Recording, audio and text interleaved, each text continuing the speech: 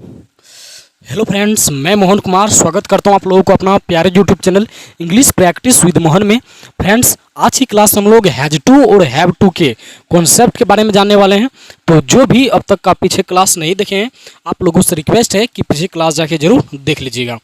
तो आज की क्लास में हम लोग हैज टू और हैव टू के बारे में जानने वाले हैं। तो कैसे जानेंगे कि कोई भी व्यक्ति हैज टू और हैव टू का यूज कहाँ पे करना है, किस तरह का सेंटेंस को बोलने के लिए हम लोग हैज टू और हैव टू का यूज करेंगे, तो हम वो जान लेते हैं पहले। यानी जब किसी व्यक्ति को इंग्लिश में बोलना पड़ेगा, बोलना है कि मुझे कोई भी काम को करना है या फिर मुझे कोई भी काम को करना पड़ता है, किसी को भी कोई भी काम को करना है या फिर करना पड़ता है, इस तरह के सेंटेंस अगर बोलना होगा किसी को भी, तो वहाँ पे हम लोग किसका यूज करेंगे, हैज टू का और हैव टू का। जैसे इस तरह का सेंटेंस जो है डेली लाइफ में ज़्यादातर बोले जाते हैं। जैसे मुझे जाना है, मुझे पढ़ना है, आपको खाना है, उसे बाज़ार जाना है, उसे पढ़ना है, मुझे लिखना है, मुझे सीखना है, हम लोगों को अंग्रेजी बोलना है या फिर बोलना पड़ता है। तो बात तो एक ही है। यानी जब भी हमें किसी को भी बोलना होगा कि मुझे कोई भी काम को करना है या फिर मुझे कोई भी काम को करना पड़ता है, तो उन सभी सेंटेंस को इंग्लिश में बोलने के लिए हम लोग वहाँ पे हैज टू और हैव टू का यूज करेंगे। और हैव होता है वर्ब वन, यानी प्लूरल वर्ब यानी वर्ब वन, तो ये प्लूरल सब्जेक्ट के साथ आएंगे। और हैज होता है वर्ब फाइव, हैव का ही वर्ब फाइव होता है हैज, यानी सिंगुलर, और सिंगुलर सब्जेक्ट के साथ हैज आएंगे। तो ये सभी सिंगुलर सब्जेक्ट और प्लूरल सब्जेक्ट क्या है हम ये सभी बता चुके हैं, वैसे हम यहाँ पर भी एक बार शॉर्टकट लिख देंगे। तो चलिए हम सबसे पहले स्ट्रक्चर लिख लेते हैं, क्योंकि जब तक हम लोग स्ट्रक्चर नहीं जानेंगे तब तक कॉन्फिडेंस के साथ जो है इस कॉन्सेप्ट को हम लोग नहीं तो बोल पाएंगे, नहीं तो उससे सेंटेंस को बना पाएंगे। तो इसीलिए पहले हम स्ट्रक्चर लिखते हैं। और स्ट्रक्चर होता है इसमें पहले सब्जेक्ट, और सब्जेक्ट एक नॉर्मली नाउन होता है या फिर प्रोनाउन होता है। उसके बाद सब्जेक्ट के अकॉर्डिंग ही हैज आएगा या फिर हैव। हम इसको ऐसे करते हैं हैज या हैव, उसके बाद हम प्लस में यहाँ पे टू कर देते हैं, यानी हैज के बाद भी टू और हैव के बाद भी टू आएंगे, दोनों में से कोई एक हैज आएंगे या फिर हैव। और ये हम हैज हैव कॉन्सेप्ट जहाँ पे पास का सेंस था वहाँ पर भी बताए थे कि किसके साथ हैज आता है और किसके साथ हैव आता है। ये सिंगुलर होता है तो सिंगुलर सब्जेक्ट के साथ हैज और प्लूरल सब्जेक्ट के साथ हैव, क्योंकि सिंगुलर सब्जेक्ट अपने साथ सिंगुलर वर्ब लेते हैं और प्लूरल सब्जेक्ट अपने साथ प्लूरल वर्ब लेते हैं। तो ये हुआ सब्जेक्ट हैज या हैव प्लस टू, उसके बाद वर्ब वन, उसके बाद ऑब्जेक्ट। और ये भी एक वर्ब था और ये भी एक वर्ब, दोनों वर्ब को रिलेट करने के लिए यहाँ पे टू एक प्रीपोजिशन का यूज किया गया है। मतलब टू के बाद हमेशा वर्ब वन आता है, और ये भी याद रखना आप लोगों को। और ऑब्जेक्ट भी एक नाउन या फिर प्रोनाउन नॉर्मली होता है, जो कि ये फर्स्ट स्ट्रक्चर था। और इसी का दूसरा स्ट्रक्चर नेगेटिव स्ट्रक्चर होता है। सब्जेक्ट और हैज हैव बला में क्या लिखे तो वहाँ पे डू और डज, तो इसमें भी क्या होगा, डू या फिर डज। और डू होता है प्लूरल वर्ब, तो प्लूरल सब्जेक्ट के साथ क्या आएंगे यहाँ पे डू। और डज होता है सिंगुलर, तो सिंगुलर सब्जेक्ट के साथ क्या आएंगे, डज। तो ये हुआ। उसके जस्ट बाद नोट लिखेंगे, सब्जेक्ट डू या डज नोट। अब यहाँ पे क्या करना है, सिर्फ और सिर्फ हैव आएगा, ऐसा नहीं कि हैज और हैव दोनों लिख देंगे, सिर्फ हैव आएंगे। क्यों? क्योंकि डू और डज डिड, यानी डू फॉर्म के बाद हमेशा वर्ब वन आते हैं, तो इसमें वर्ब वन है हैव, हैज होता है वर्ब फाइव। तो डू डज जैसे आया तो उसके बाद हमेशा वर्ब वन आएगा, तो वर्ब वन है हैव, तो इसलिए यहाँ पे हैव आएंगे, हैज नहीं आएंगे। हैज वर्ब फाइव है तो इसलिए यहाँ पे हैज नहीं होगा। अगर हैज लिखेंगे तो ये स्ट्रक्चर ही गलत हो जाएगा, तो इसलिए यहाँ पे सिर्फ हैव आएंगे। क्यों? क्योंकि डू डज डिड के बाद यहाँ पे डू डज है, डू डज के बाद हमेशा क्या आता है, वर्ब वन। उसके बाद यहाँ पे टू है तो टू लिखेंगे, उसके बाद अच्छा हैव यहाँ पे टू लिखेंगे, उसके बाद फिर है वर्ब वन, तो वर्ब वन लिखेंगे। उसके बाद है ऑब्जेक्ट, तो हम क्या लिखेंगे यहाँ पे ऑब्जेक्ट। सब्जेक्ट डू या डज नोट हैव, यहाँ पे नोट लिखेंगे, उसके बाद have to verb one object. ये हुआ नेगेटिव सेंटेंस को बनाने के लिए नेगेटिव स्ट्रक्चर। अब ये तीसरा स्ट्रक्चर भी आप लोग खुद से बना सकते हैं, तो चलिए हम यहीं पे बना देते हैं, ताकि जो भी नहीं समझ पाएंगे, नहीं बना पाएंगे, वो यहाँ से सीख जाएंगे। तो यहाँ पे हम ब्लैक ही मार्कर से लिखते हैं, क्योंकि ये सही से दिखता नहीं होगा आप लोगों को। ये तीसरा स्ट्रक्चर है। तो इंट्रोगेटिव स्ट्रक्चर कैसे बनाते हैं, जो भी हेल्पिंग वर्ब होता है उसको पहले लिखते हैं, यानी सब्जेक्ट के बाद जो वर्ब होता है उसको पहले, तो डू या फिर डज पहले लिखेंगे और बाद में क्या करेंगे यहाँ पे सब्जेक्ट, डू या डज सब्जेक्ट, उसके बाद हैव टू है तो have to, verb one, object. ये हुआ इंट्रोगेटिव स्ट्रक्चर। और यहाँ पे हम लोग वाट का चिन्ह देंगे, मतलब प्रश्नवाचक चिन्ह। और इसमें भी नेगेटिव स्ट्रक्चर होता है। नेगेटिव स्ट्रक्चर को लिखते हैं हम पहले, डू या डज। सब्जेक्ट के जस्ट बाद क्या करना है, नोट लिखना है। डू या does plus subject plus not plus have to. अच्छा, हैव टू को एक साथ भी लिख सकते हैं या हैव प्लस टू ऐसे भी लिख सकते हैं। Have two plus verb one plus object. ये हुआ इंट्रोगेटिव नेगेटिव स्ट्रक्चर। अच्छा, WH वर्ड वाला भी स्ट्रक्चर होता है, हम उसको भी लिख देते हैं आप लोगों के लिए। तो स्ट्रक्चर इंट्रोगेटिव वाला ही रहेंगे, लेकिन उसमें सिर्फ WH वर्ड यानी WH वर्ड जो आते हैं उसका इंग्लिश हम लोग पहले लिख देंगे। उसके बाद जो इंट्रोगेटिव स्ट्रक्चर है डू और डज से, उसको हम पूरा लिख देंगे। डू या डज, सब्जेक्ट, हैव टू। और सभी में जहाँ पे डू डज डिड है उसमें हमेशा हैव ही आएंगे, सिर्फ हैज नहीं। जैसे हैज हैव वाला कॉन्सेप्ट में था, सेम टू सेम वैसे ही। तो WH वर्ड, डू या डज, सब्जेक्ट, हैव टू या हैव प्लस टू भी लिख सकते हैं, वर्ब वन प्लस ऑब्जेक्ट। ये हुआ डबल इंट्रोगेटिव स्ट्रक्चर। लेकिन डबल इंट्रोगेटिव नेगेटिव स्ट्रक्चर भी होता है, तो उसको हम यहाँ पे 6 नंबर देकर लिखते हैं। WH वर्ड, डू या डज, सब्जेक्ट, नोट। अच्छा, ये नोट को जो है ना हम यहाँ पर भी लिख सकते हैं, लेकिन यहाँ पे क्या करना पड़ेगा, शॉर्ट कोड लिखना पड़ेगा, मतलब कॉन्ट्रैक्टेड फॉर्म लिखना पड़ेगा, डोंट या फिर डजंट लिखना पड़ेगा। तो अभी सिंपल वे हम लोग जानते हैं कि यहाँ पे सब्जेक्ट के बाद नोट लिख दिए, उसके बाद हैव टू लिखेंगे, हैव टू, उसके बाद वर्ब वन, उसके बाद ऑब्जेक्ट। ये सभी क्या रहा इसका structure. Has to have to से रिलेटेड जितना भी स्ट्रक्चर हो सकता है, जो कि 6 गो स्ट्रक्चर होता है, 6 टाइप का, affirmative negative, interrogative, interrogative negative, double interrogative negative. ये सभी स्ट्रक्चर को हम यहाँ पे लिख दिए हैं। और यहाँ पे जैसा सेंटेंस रहेगा हम लोग उस तरह का स्ट्रक्चर लगाएंगे और उस सेंटेंस को हम लोग बना पाएंगे, और उसको बोल बोल के प्रैक्टिस करेंगे, उस सेंटेंस को हम लोग बोल भी पाएंगे। लेकिन यहाँ पे हम अभी बता रहे थे कि हमेशा कोई भी वर्ब, दुनिया का कोई भी वर्ब हमेशा वो सब्जेक्ट के अकॉर्डिंग आता है। तो सब्जेक्ट सिंगुलर रहेगा तो सिंगुलर वर्ब, और सब्जेक्ट अगर प्लुरल रहेगा तो प्लुरल वर्ब। तो इसके लिए हम यहाँ पे आप लोगों के लिए यहाँ पे लिख देते हैं, वैसे हम पहले बताए भी हैं, लेकिन फिर से हम यहाँ पे लिख देते हैं ताकि जिसको पता नहीं होगा, जो फर्स्ट बार आए होंगे इस क्लास में, तो उसके लिए हम यहाँ पे आई, वी, यू, ही, सी, यहाँ पे SHEC लिखे हैं, इट, दे। यहाँ पे प्लुरल सब्जेक्ट हम लिख देते हैं शॉर्ट कोट, मतलब एक से अधिक नाम, और यहाँ पे हम लोग सिंगुलर सब्जेक्ट लिख देते हैं, मतलब कोई एक नाम। तो ये सभी के साथ क्या होगा, आई, वी, यू, दे और प्लुरल सब्जेक्ट। प्लुरल सब्जेक्ट करने वाला हुआ प्लुरल नंबर से, मतलब एक से अधिक से, प्लुरल सब्जेक्ट जिसको बोलते हैं। उसके साथ इस स्ट्रक्चर में प्लुरल वर्ब हैव है, तो इसलिए हैव आएंगे। लेकिन जैसे यहाँ पे दूसरा स्ट्रक्चर में जाएंगे, जिस तरह से हैव था प्लुरल सब्जेक्ट के साथ आता था, तो ठीक इसी प्रकार से यहाँ पे डू है प्लुरल।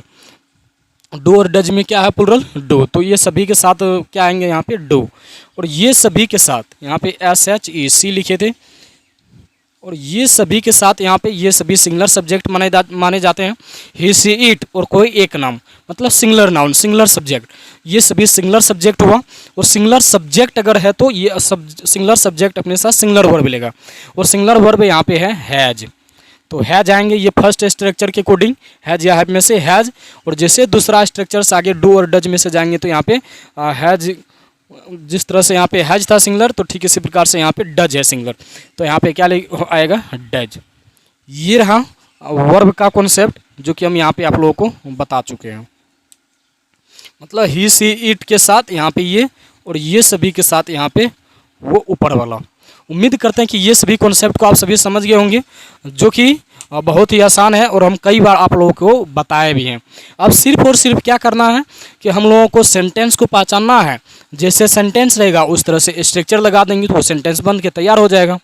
तो चलिए हम यहाँ पे कुछ सेंटेंस लेते हैं ताकि और भी अच्छे से हम लोग समझ पाए। जैसे हम यहाँ पे लिखते हैं क्या चीज़, मुझे पढ़ना है। इसी सेंटेंस को हम ऐसे भी बोल सकते हैं, मुझे पढ़ना पड़ता है। तो बात एक ही है, लास्ट में ना रहे मतलब पढ़ना रहे या फिर पढ़ना पड़ता है रहे, ना है। तो जैसे यहाँ पे ये आया मुझे पढ़ना है, मुझे कोई भी काम को करना है या करना पड़ता है, तो हमें तुरंत से समझ में आ जाना चाहिए कि ये हैज टू या हैव टू से बनेगा, यानी हैज टू हैव टू से बनेगा। जहाँ पे हैज आएगा तो हैज लिखेंगे, जहाँ पे हैव आएगा तो हैव लिखेंगे। तो इसमें कौन सी बड़ी बात है, ये आसान है। लेकिन यहाँ पे स्पीकिंग के लिए जो है खास करके हम यहाँ पे एक टॉपिक बना दी, जबकि ये एक तरह से ये भी प्रेजेंट इंडेफिनिट टेंस है, प्रेजेंट टेंस है। लेकिन यहाँ पे वो टेंस तो हम लोग अभी पढ़े नहीं, मतलब वहाँ पे नहीं समझ में आएगा। लेकिन ये भी एक तरह से प्रेजेंट इंडेफिनिट ही टेंस, प्रेजेंट ही टेंस है, प्रेजेंट टेंस है। लेकिन वहाँ पे आप लोग अच्छा समझेंगे नहीं, तो इसीलिए ये स्पीकिंग में ज़्यादातर यूज होता है, तो इसलिए हम एक टॉपिक ही बना दिया जाता है इसको, हैज टू और हैव टू एक टॉपिक हुआ, जबकि ये प्रेजेंट इंडेफिनिट टेंस है, आप लोगों को पता भी होगा। तो मुझे पढ़ना है, ये अफर्मेटिव सेंटेंस है, तो अफर्मेटिव स्ट्रक्चर से बनाएंगे। अफर्मेटिव स्ट्रक्चर कौन सा है, एक नंबर का। एक नंबर का स्ट्रक्चर क्या कहता है, पहले सब्जेक्ट, और सब्जेक्ट इसमें है मुझे, और मुझे का सब्जेक्ट तो मी होता नहीं है बल्कि आई होता है, तो आई लिखेंगे। मी ऑब्जेक्ट होता है, ऑब्जेक्ट की जगह पे आएगा, और आई सब्जेक्ट होता है, तो हमेशा सब्जेक्ट की जगह पे आएंगे। तो यहाँ पे आई लिखेंगे, और आई अपने साथ हैज लेता है या फिर हैव, तो आई के साथ में क्या आता है, हैव। तो यहाँ पे हम क्या करेंगे, हैव लिखेंगे। और स्ट्रक्चर में क्या है, टू, हैव टू। उसके बाद वर्ब, वर्ब इसमें पढ़ना, तो पढ़ना की इंग्लिश क्या होता है, रीड। यहाँ पे क्या लिखेंगे, read. I have to read, मुझे पढ़ना है। अगर और दूसरा अगर सेंटेंस को लेंगे,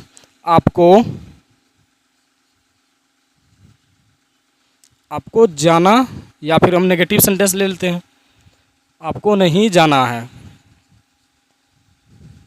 आपको नहीं जाना है। तो जैसे यहाँ पे नहीं आया मतलब ये नेगेटिव सेंटेंस हो गया। अगर नेगेटिव सेंटेंस है तो नेगेटिव स्ट्रक्चर से हम लोग बनाएंगे। नेगेटिव स्ट्रक्चर क्या है, यहाँ पे 2 नंबर का, और 2 नंबर का स्ट्रक्चर क्या कहता है, पहले सब्जेक्ट। तो सब्जेक्ट इसमें है आपको, आपको है, तो आपको का सब्जेक्टिव केस यानी सब्जेक्ट होता है यू, तो यू लिखे।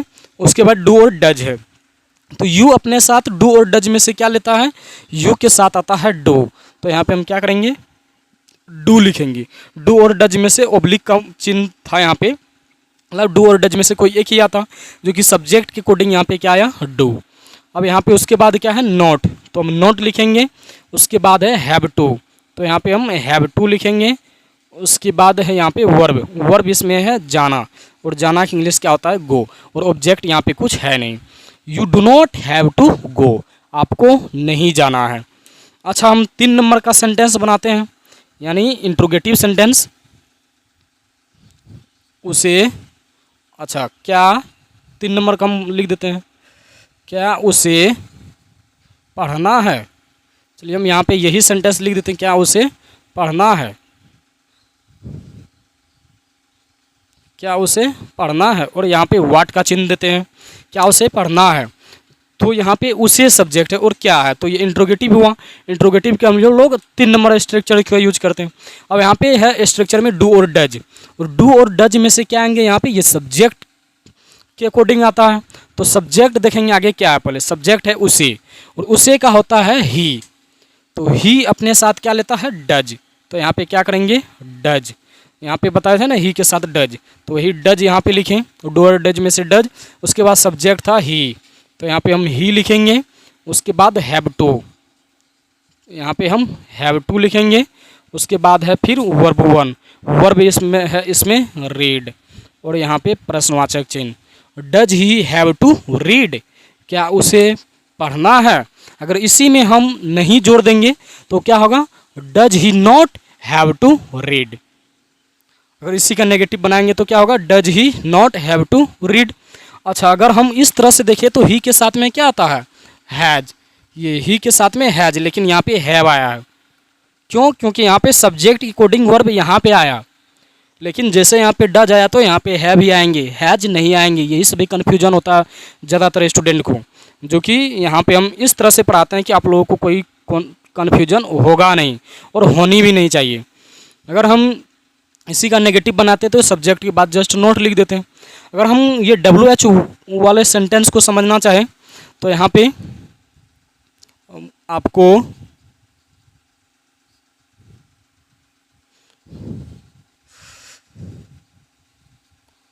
कहाँ जाना है, आपको कहाँ जाना है। तो जैसे यहाँ पे ये सेंटेंस लिखें, कहाँ, क्यों, कैसे, कौन, ये सभी आता है तो वही होता है WH वर्ड वाला। तो ये जैसे यहाँ पे आया तो उसके लिए हम लोग 5 नंबर स्ट्रक्चर का यूज करेंगे। तो 5 नंबर का स्ट्रक्चर क्या कहता है, पहले WH वर्ड। तो WH वर्ड है इसमें कहाँ, और कहाँ का होता है क्या चीज़, वेयर। तो यहाँ पे क्या करेंगे, वेयर लिखेंगे।